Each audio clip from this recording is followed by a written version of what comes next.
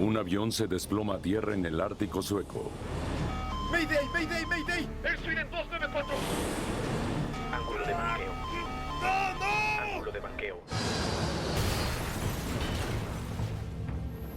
Un profundo cráter fue hecho por un avión en un descenso sorprendente. Está fuera de todo límite con la forma en que normalmente volamos un avión. Los investigadores se sorprenden por lo que encuentran. Es muy raro todo lo que pasó. Volé ese avión durante 10 años y nunca vi nada ni remotamente como esto. La evidencia muestra una imagen aterradora del caos ¡Ayúdame! No sé, yo no veo nada. y confusión. Si tú llegas a ese punto, la confusión se vuelve mortal. ¿Por qué el capitán permitió que el avión se precipitara al suelo?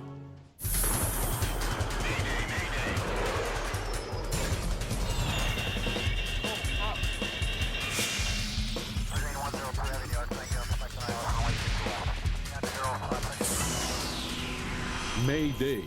Catástrofes aéreas. $33,000 pies sobre la frontera entre Noruega y Suecia, un jet CRJ-200 navega en piloto automático durante un servicio nocturno de correo para una de las compañías de carga más grandes de Suecia, West Air Sweden.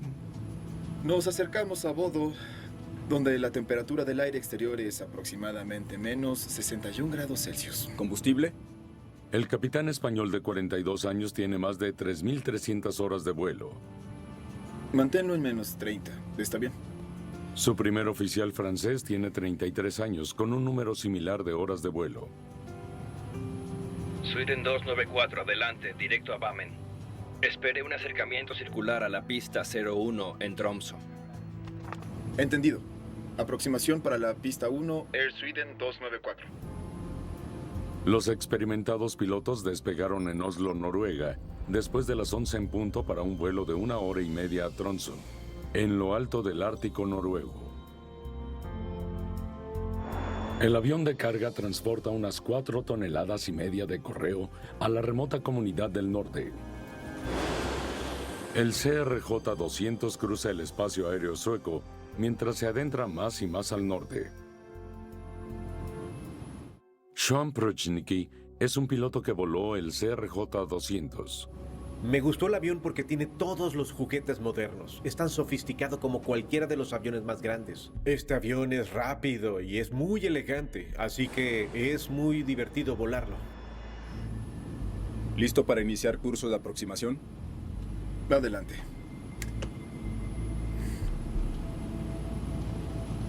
Aproximación ILS a la pista 01, empezando rutina de aterrizaje 009. Ha sido un vuelo de rutina y se espera que el avión aterrice en Tromsø en unos 30 La minutos. marca gira a la derecha.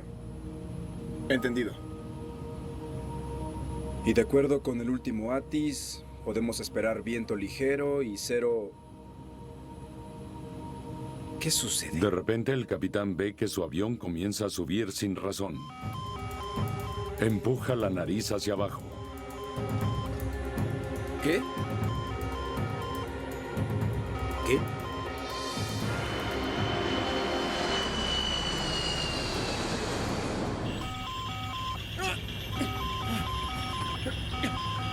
¡Sube! ¡Sube!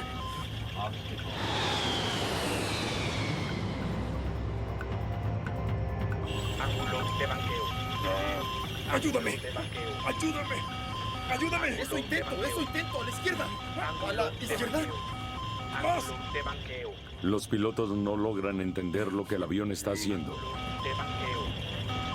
¡Mayday! ¡Mayday! ¡Mayday! Air Sweden 294. ¡Mayday! ¡Mayday! ¡Mayday! 294, entendido, Mayday. Dígame cuál es su emergencia, por favor. El avión pierde casi 10,000 pies de altitud y se aproxima a la Tierra a más de 450 millas a 700 kilómetros por hora. Ángulo de banqueo. Ángulo de banqueo. Ángulo de banqueo. ¡Debemos subir! De banqueo. ¡Tenemos que subir! ¡Necesitamos subir! ¡A la izquierda! ¡A la izquierda! Continúa a la derecha. Ángulo de Continúa a la derecha. ¡Ok! Ayúdame. Ayúdame, No súbelo. sé qué pasa, yo no veo nada. ángulo de A 8,800 pies, el vuelo 294 cae por debajo del alcance del radar. Dios santo. Ángulo de vaqueo. ¿Qué? Ángulo de vaqueo. ¡No! Ángulo de vaqueo. Ángulo de vaqueo. Western Sweden, vuelo 294. Se impacta a casi 600 millas, unos 1000 kilómetros por hora. El avión está destrozado. Pasan más de 3 horas antes de que lleguen los helicópteros de rescate. Incluso desde el aire es obvio que los pilotos no podrían haber sobrevivido. La información que obtuvimos de los esfuerzos de rescate fue que se encontró el avión y también que en ese accidente probablemente no hubo sobrevivientes.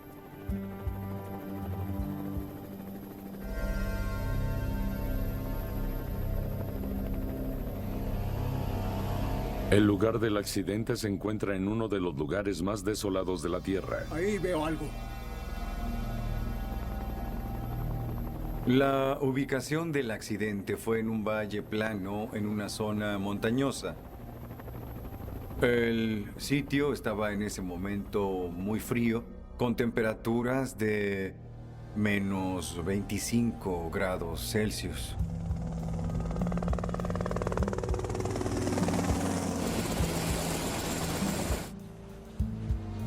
Al día siguiente, un equipo de investigadores de la Oficina de Investigación de Accidentes de Suecia, conocido como SHK, llega al lugar del accidente.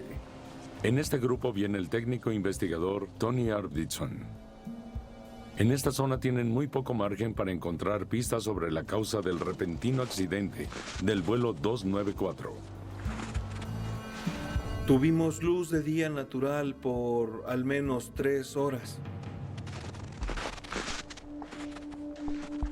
Los investigadores no pierden el tiempo analizando los restos para determinar la orientación del avión cuando se estrelló.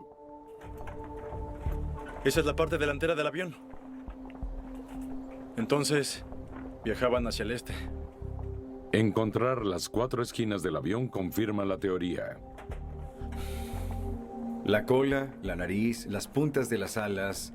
El avión había impactado en el suelo, en dirección al este. Esta es el ala izquierda. Pero está en el lugar equivocado para un avión que vuela hacia el este. Esta es la primera pista de Arvidsson sobre el accidente. El ala izquierda se encuentra en el extremo sur del cráter y el ala derecha está en el extremo norte. Para un avión que viaja hacia el este debería ser al revés. Si venían de esta manera y el ala izquierda está ahí,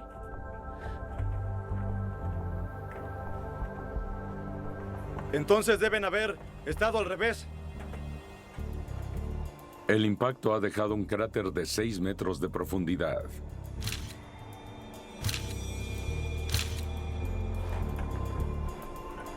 Eso les indica a los investigadores que el avión golpeó el suelo a una gran velocidad. Definitivamente el impacto fue duro y rápido. Eso no es normal. Probablemente es porque no tienes mucho control sobre el avión en ese momento.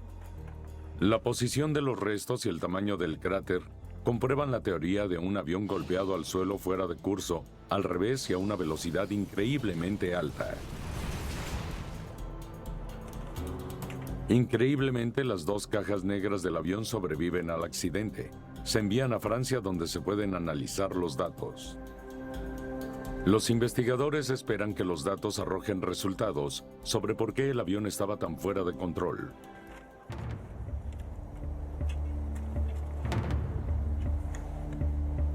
Mientras continúan recorriendo el sitio, el correo ennegrecido de la bodega de carga presenta una posibilidad sombría. ¿Pueden ser indicios de un incendio? ¿Una explosión? Un incendio o una explosión podría explicar por qué el avión perdió el control volando a una altura de 33,000 pies, unos 10,000 metros. El equipo reúne la mayor cantidad posible de escombros de la carga para su análisis. Ok. Esas 2 cajas y todo lo que hay aquí. Vamos a llevarlo. Necesitan determinar si el incendio fue la causa del accidente. Por eso enviamos una tonelada de carga a un experto en incendios. Va el elevador, junto con todos los cables de control. Esto también. El equipo recupera un total de 3,5 toneladas de restos. Principalmente partes de los controles de vuelo. Intentamos recuperar de partes la mayor cantidad posible del lugar. Tenemos que empezar con una rigurosa recolección de evidencias. Esto tomará varias semanas y de ninguna manera podremos dar respuestas detalladas con respecto a la cadena de eventos del accidente. Esto nos tomará semanas o meses. Antes de que empeore el feroz clima invernal, los investigadores deben abandonar el lugar. Solo pueden esperar que la causa de este accidente se encuentre en algún lugar de las piezas que se llevan. Los investigadores suecos esperan que el controlador de tráfico aéreo en servicio la noche del accidente del vuelo 294 pueda ayudar a explicar por qué los pilotos perdieron el control de su avión a más de 33,000 pies, 10,000 metros. Ok, la primera señal de Mayday fue a las 12:19. Mayday, Mayday, Mayday. Estoy del 294. Mayday, Mayday, Mayday. 294, entendido Mayday. Dígame, ¿cuál es su emergencia, por favor? Entonces, ¿no hubo explicación para la llamada de Mayday? No, nunca lo dijeron. Si es solo una llamada de emergencia como esta, sin ser específica, no hay mucho que el controlador pueda hacer más que tratar de discernir lo que está pasando. Estaba descendiendo rápidamente y comenzó a girar hacia el este aquí. Los datos del radar confirman lo que los investigadores observaron en el lugar del accidente. El vuelo 294 descendía rápidamente y giraba hacia el este unos segundos antes de desaparecer de la pantalla. ¿No aparecieron dos imágenes? No, solo un punto hasta el final.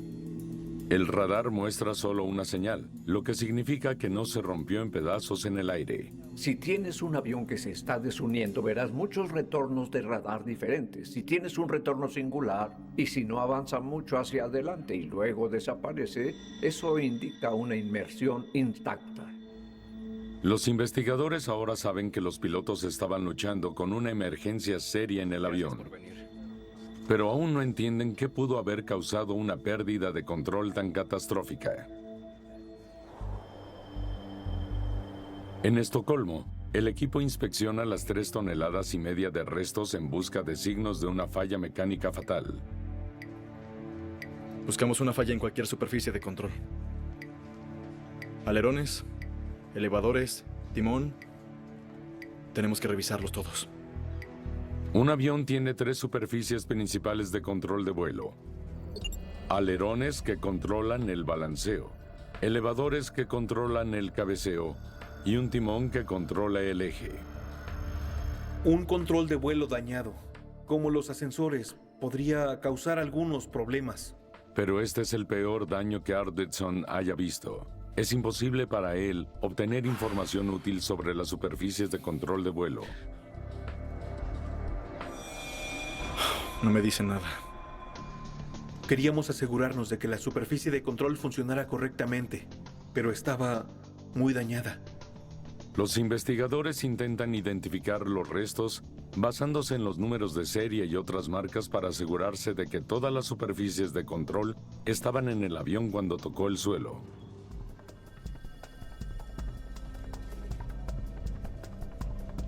Alerones izquierdo y derecho. Ambos elevadores.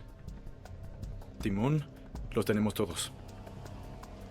Pudimos encontrar e identificar todas las superficies de control que demuestran que sea más probable que la aeronave estaba intacta hasta el momento del impacto. Descartan un fallo mecánico grave y pasan a otra teoría: que un incendio a bordo derribó el avión. Las pruebas en la carga del vuelo 294 no ofrecen a los investigadores mucha más información que las superficies de control. No hay signos de incendio o explosión. La carga fue destruida en el impacto, no en el incendio a bordo. En busca de respuestas, el investigador a cargo Nicolas Seeger recurre a los datos del vuelo recabados en Francia y listo para el análisis. Los datos de FDR para nosotros son importantes para comprender el curso de los eventos. También nos ayuda a calcular la trayectoria de la aeronave. Están volando a 33,000 pies y de repente cabecea hacia arriba. Un avión normalmente cambia el cabeceo aproximadamente 1 grado por segundo. Pero en este caso cambiaba 6 grados por segundo, por lo que fue un cabeceo un tanto rápido. Luego el avión comienza a cabecear abajo y a volar fuera de control. Podríamos asegurar que esto no es normal. Esperen, si el avión cabecea hacia arriba, ¿por qué la altitud disminuye? No puede ser correcto. Cuando un avión cabecea, los investigadores esperarían que suba en altitud y su velocidad disminuya. Pero eso no es lo que muestran los datos del vuelo 294. No estaba cambiando su indicador de velocidad aérea. Lo mismo con la altitud. La altitud debería haber mostrado un ascenso si esto fuera un dato correcto, y no fue así. No entiendo lo que el avión estaba haciendo. Los investigadores deben llegar al fondo de los datos contradictorios antes de poder descubrir que derribó el vuelo 294 de West Air, Sweden. Vamos a tener que regresar y revisar qué estaba pasando ahí. Los investigadores en Estocolmo intentan comprender las discrepancias en los datos recabados del vuelo 294. Muy bien, supongamos que la velocidad y la altitud son correctas, ¿sí? Los datos de cabeceo del avión no tienen sentido.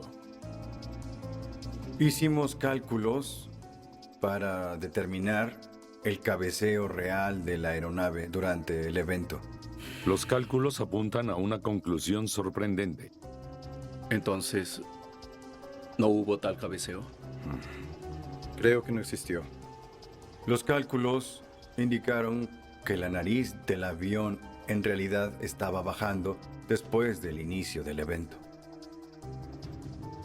Aquí, los datos muestran un cabeceo hacia arriba, pero el avión vuela nivelado y luego cae.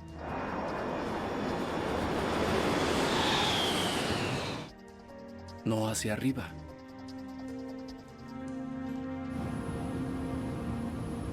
¿Qué sucede? Parece que el capitán pensó que el avión cabeceaba hacia arriba, cuando en realidad estaba volando recto y nivelado.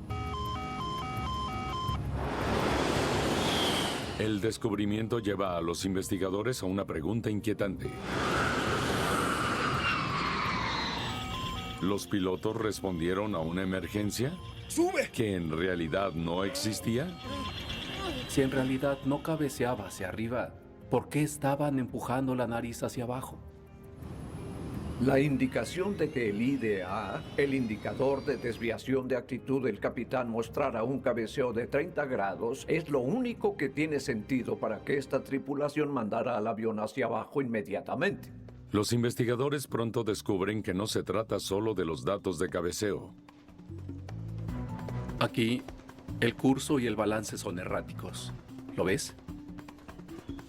Eso nos dice algo. Así es. Es otra pista valiosa. Cuando analizamos los datos del FDR pudimos ver 4 parámetros que no eran consistentes con los otros parámetros. Y esos fueron el cabeceo, el balance, el curso y la velocidad de avance. Los 4 parámetros provienen de lo que se llama una unidad de referencia inercial, o IRU. Está formado por giroscopios que proporcionan información a las pantallas de la cabina y al registrador de datos de vuelo. Hay 2 IRU, uno para la pantalla de cada piloto. La FDR obtiene sus datos del lado del capitán. El IRU-1. Los investigadores estudian los manuales y planos electrónicos del avión. Descubrimos que el IRU-1 estaba enviando la señal de actitud al registrador de vuelo y a la pantalla principal de vuelo número 1. Es un descubrimiento importante. La pantalla del capitán y el registrador de datos de vuelo, ambos obtienen sus datos de la misma fuente. Ahora, esto Es lo que el capitán estaba viendo. Los investigadores están llegando a una conclusión preocupante. El instrumento del capitán le decía que el avión estaba cabeceando hacia arriba cuando estaba volando a nivel. Y que estaba rotando hacia la derecha cuando en realidad estaba yendo hacia la izquierda. La automatización le dice que baje la nariz, y eso es lo que trata de hacer. Desafortunadamente es información errónea, y eso conduce a una pérdida de control de la aeronave. Volé en el avión durante 10 años y nunca vi nada ni remotamente como esto. ¿Qué sucede? Ahora está claro que el piloto estaba recibiendo mala información del IRU. ¿Sería posible que también fallara el del primer oficial? El primer oficial tiene su propio giroscopio. Los investigadores encuentran que el IRU-1 solo estaba alimentando el instrumento del capitán. Un segundo IRU alimenta la pantalla del primer oficial y no es grabado por el registrador de datos de vuelo. Entonces es posible que ambas partes hayan fallado. Si el instrumento del primer oficial era correcto, debería haber visto que el avión volaba recto y nivelado. Entonces, ¿por qué el capitán permitió que el avión se fuera a un descenso pronunciado? Para averiguarlo, el equipo recrea el vuelo en una simulación basada en los datos del IRU-1. Ok, comienza la animación. Pinta una imagen casi incomprensible. 3 segundos después de que su instrumento muestra un cabeceo hacia arriba, empuja la nariz hacia abajo. Los pilotos trataron de resolver el problema, empujando los elevadores nariz abajo. Cuando el capitán empuja la nariz hacia abajo, su ADI continúa mostrando una inclinación hacia arriba, por lo que sigue empujando el avión hacia una precipitación cada vez más pronunciada. Entonces comienzan a desplazarse hacia la izquierda. El avión continúa girando hasta que está de espaldas. Eventualmente alcanzan una velocidad de 508 nudos. Es casi increíble que el avión no haya comenzado a desunirse debido a las fuerzas aerodinámicas, pero cualquier movimiento descontrolado podría arrancar la cola o las superficies de control. El vuelo 294 impacta invertido a una velocidad de casi 600 millas por hora, unos 1000 kilómetros. La velocidad con que este avión pasó de un vuelo estable a impactarse y dejar un cráter es asombroso, porque implica una velocidad de descenso de más de 20.000 pies por minuto. Ese es un descenso vertical a la velocidad del sonido. Significa que lo que sucedió fue extremadamente rápido. Los investigadores ahora pueden ver lo que sucedió, pero aún no entienden por qué la falla de un solo instrumento causó un choque tan repentino y catastrófico.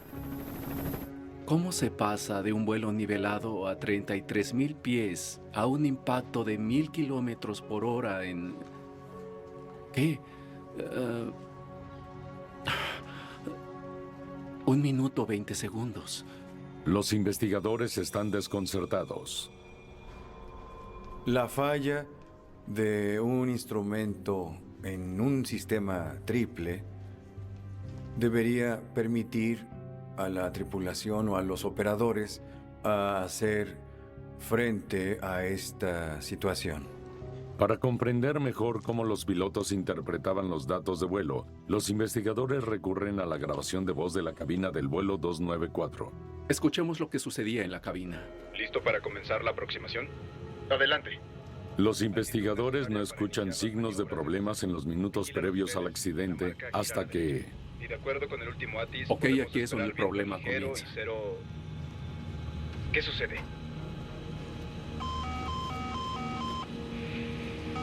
¿Qué? ¿Qué?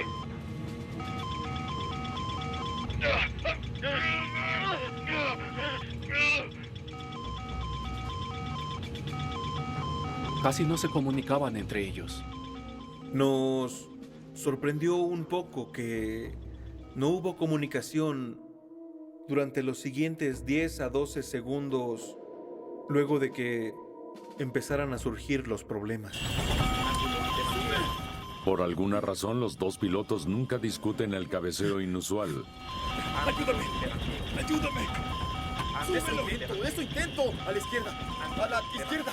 O cómo solucionar el problema. Espera, páralo. Ángulo de banqueo. Ángulo de banqueo. ¿Cuándo empezó esto? 13 segundos después de que comenzara el problema. 40 grados. Exactamente cuando debería aparecer.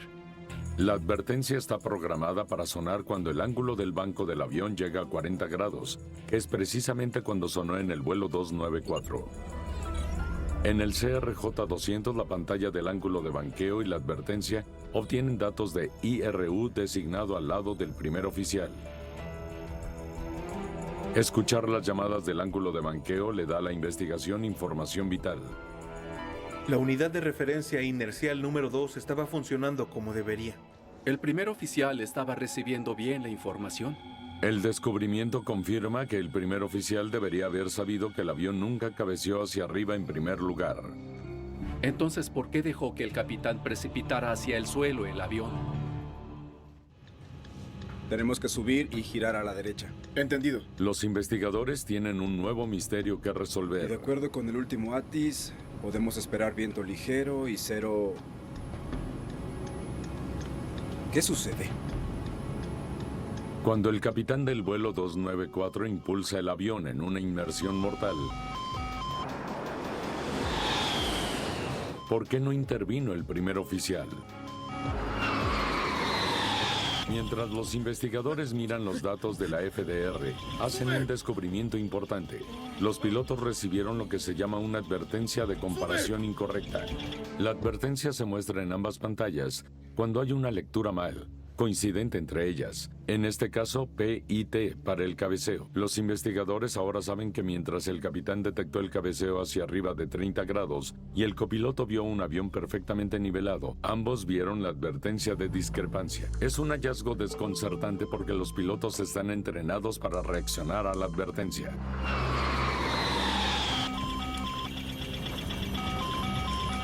¡Sube! Se esperaría que los pilotos hubiesen tenido comunicación, platicar. Me apareció la imagen de un posible cabeceo hacia arriba. ¿Qué te está indicando a ti? Está indicando un cabeceo. En caso de discrepancia, los pilotos deben comprobar un tercer instrumento de espera para determinar qué lado está mal y cambiar el instrumento de trabajo defectuoso al IRU. Parece que mi lado está mal. Cambiando a IR2 ahora. Aparentemente, el indicador de actitud pudo haberse desajustado. En otras palabras, tenemos 3 fuentes de información y los mejores 2 de 3 son los que se deben tomar en cuenta. ¿Correcto? Veamos lo que dicen a continuación. Pero cuando los investigadores escuchan el CBR, Tenemos que subir. ¡Tenemos que subir! ¡Eso intento! ¡A la izquierda! ¡A la izquierda! ellos no escuchan ese tipo de conversación. ¡Continúa a la derecha! ¡Ok! En su lugar escuchan la conversación de los pilotos que no pueden averiguar qué está pasando con su avión o cómo corregir el problema. ¡Ayúdame! ¡Ayúdame! ¡Súbelo! ¿Qué pasa? Pero yo no veo nada. ¡No! Y lo que eso nos dice es que los pilotos estaban muy concentrados viendo la pantalla de vuelo principal, tratando de averiguar lo que estaba pasando, cuál era la real posición de la aeronave en el cielo. Es una revelación preocupante. ¿Qué sucede? Seeger decide que necesitan ver exactamente lo que los pilotos experimentaron cuando los instrumentos comenzaron a fallar. Reservan tiempo en un simulador CRJ. Ok, empecemos por el error en el lado izquierdo, por favor. Vuelan a la misma ruta que el vuelo 294 y programan un fallo en el lado izquierdo IRU. En el simulador podíamos observar las 2 pantallas primarias y también podíamos ver que todo funcionaba de acuerdo con el diseño.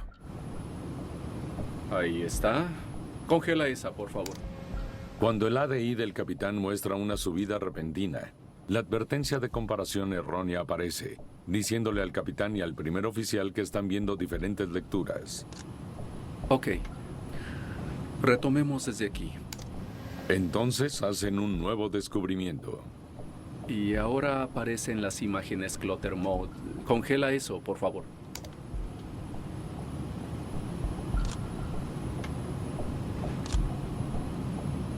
Ya está. Cuando el ADI de un piloto alcanza valores de tono o balanceo extremos, entra en lo que se llama Clutter Mode. Toda la información no esencial desaparece y las flechas rojas indican a los pilotos en qué dirección volar. El Clutter Mode ayuda al piloto a centrarse en las cosas más importantes. Pero esa no es la única información que el simulador de vuelo proporciona a la investigación. Y adivinen qué desaparece en el Clutter Mode. Los investigadores descubren que el Clutter Mode, la advertencia de discrepancia PIT, alertando a los pilotos de pantallas no coincidentes, también desaparece. 4 segundos después de que apareciera la advertencia, entonces desaparece. No es suficiente tiempo para que el capitán registre el problema. ¿Qué sucede? Y como resultado, instintivamente empuja la nariz hacia abajo, sin darse cuenta de que está causando un descenso pronunciado. Pronto el indicador del primer oficial también entra en Clutter Mode. Pero era una configuración opuesta a la que mostraba la pantalla del capitán. ¡Sube! Ninguno de los instrumentos tienen una advertencia de discrepancia. Esto es potencialmente problemático porque los pilotos todavía están tratando de averiguar lo que está pasando, además de seguir el comando de automatización erróneo. Y el otro aparato que les decía cuál era el problema luego desaparece y la situación se vuelve aún más grave. Mientras los pilotos luchaban por recuperar el control de su avión, ¡Ayúdame! ¡Ayúdame! a ambos les faltaba una pieza vital del rompecabezas, porque sus pantallas mostraban diferentes ángulos de inclinación. Esa es información que no debió haber sido ignorada cuando hay lecturas diferentes. Esa fue la única señal que tenían de que potencialmente había un problema entre ambas pantallas primarias de vuelo. Los investigadores ahora tienen una foto de lo que pasó en la cabina. ¡Tenemos que subir! ¡Hagámoslo subir! Eso intento, a la izquierda, a la izquierda. ¡No, continúa a la derecha! Pero para averiguar por qué los pilotos no podían decir si estaban subiendo o bajando, ¡Ayúdame! ¡Ayúdame! No sé qué pasa, pero yo no veo nada. los investigadores tendrán que ir a volar.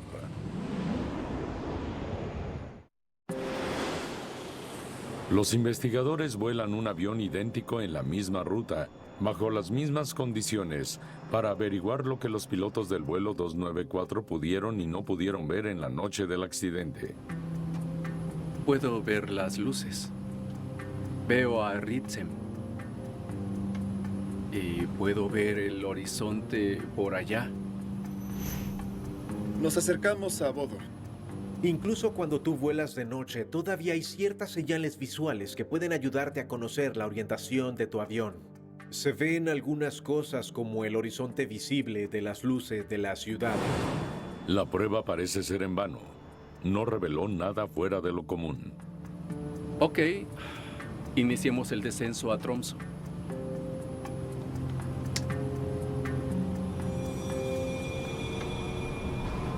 Ahora ya no se ve nada. Fue muy difícil lograr ver el horizonte durante este vuelo cuando estaban las luces de la cabina Encendidas.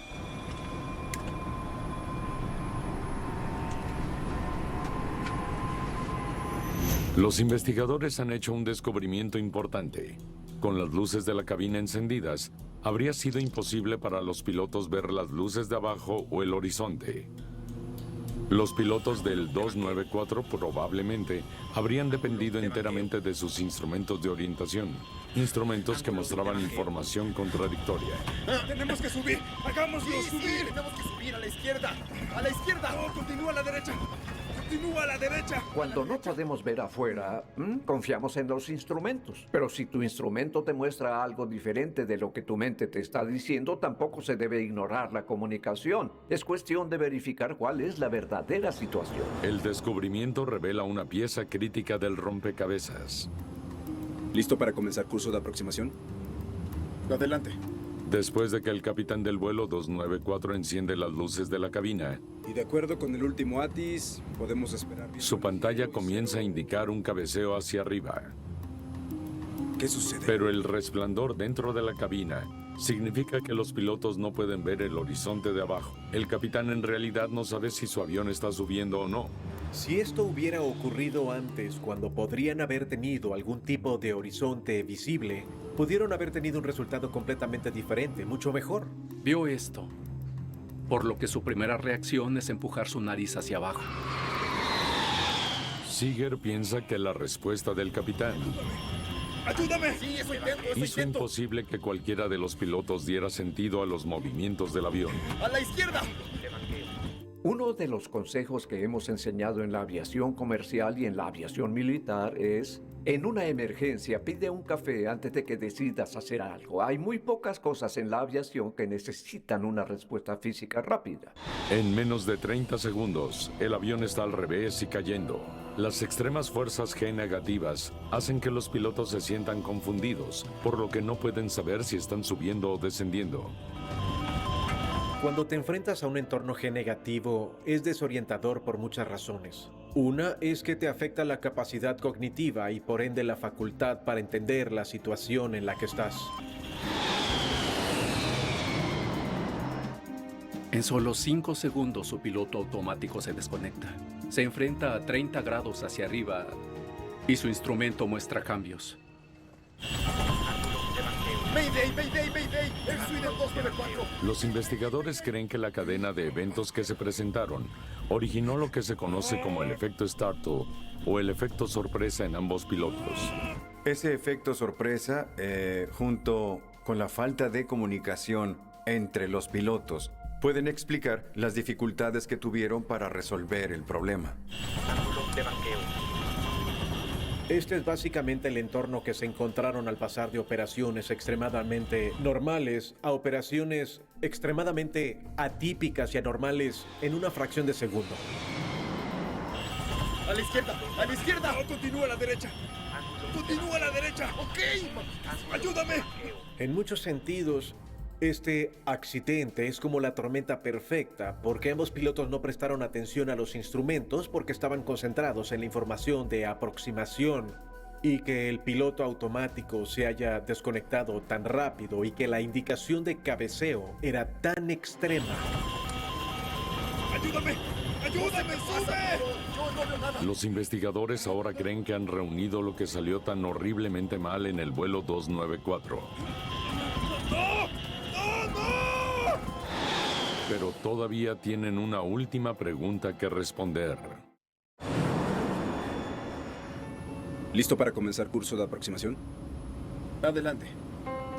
Los últimos minutos del vuelo 294 están claros para los investigadores. ILS a la pista 01, iniciando curso de aterrizaje 009. La información de aproximación se interrumpe cuando el capitán se da cuenta de una subida repentina. Viento ligero y cero...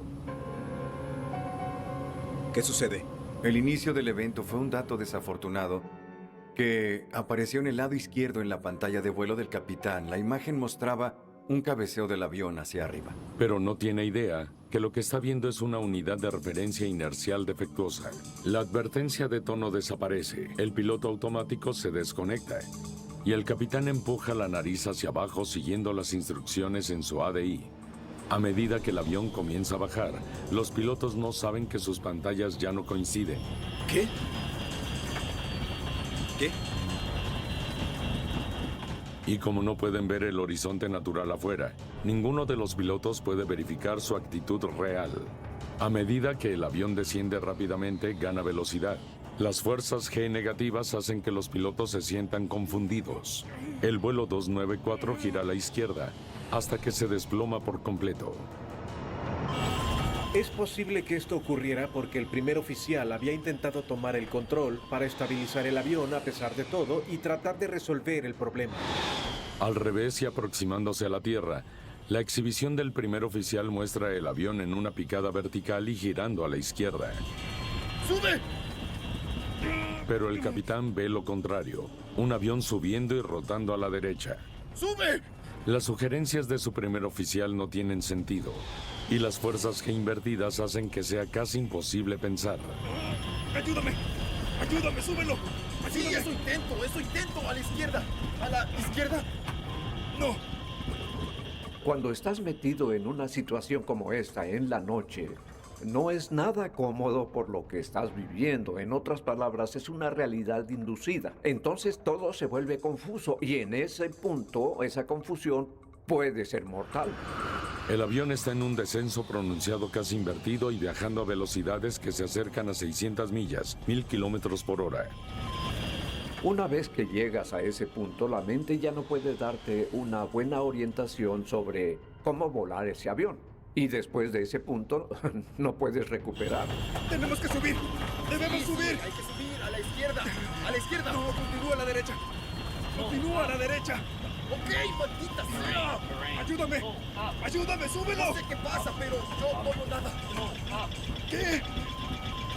¡No! ¡No! ¡No!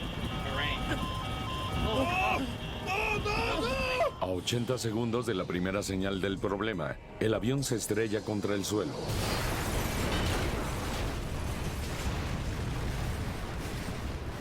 No hay entrenamiento que te muestre que logres entender cómo recuperarse eficazmente de una situación así.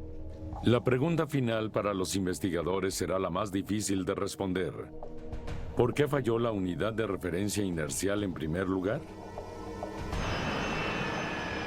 Con más de 9,000 unidades idénticas en servicio en todo el mundo, la respuesta es de vital importancia.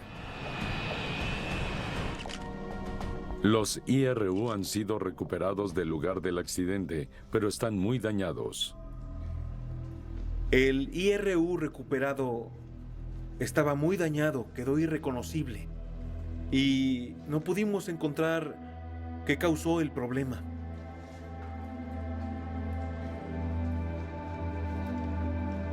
Nada. Sin las tarjetas de memoria del dispositivo, los investigadores no pueden determinar la causa del error.